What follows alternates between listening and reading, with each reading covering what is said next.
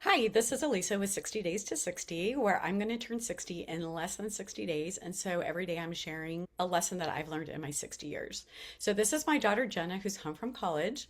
And as we were talking, she reminded me of something that I taught my kids. And so I'm going to let her tell her side, and then I'll tell you how I learned this lesson as a teenager. Yeah, so for context, I'm the youngest child. I have two older brothers. So as you can imagine, there was some teasing growing up.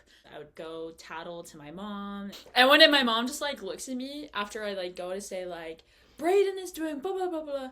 And she just looks at me and she goes, Jenna, just stop giving them a reaction.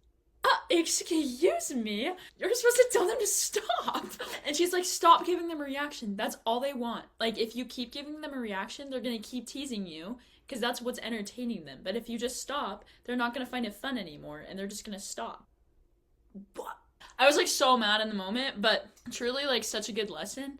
And I feel like now I'm actually like the person in a lot of groups that people start teasing me pretty quick because they can tell that I can just like take a joke and I'm not gonna be super offended or like ridiculous about stuff. So I feel like honestly it's paid off that like in social situations like I get a lot more like humor from people than a lot of people do just because I don't get offended. And I learned that as a teenager because I remember like these guys like they would like take my shoes and they would throw them up where I because I'm short, and so they would put them up where I couldn't reach it, and they thought it was so funny. And I remember one week I just wasn't in a good. I was just tired and grumpy. They took them and they threw them up there. I just looked at them and I said, "Let me know when you're ready to give them back." And I walked away, and they were like, "Oh," and they got them down and they just gave them back to me. I'm like, "Really? That was so easy."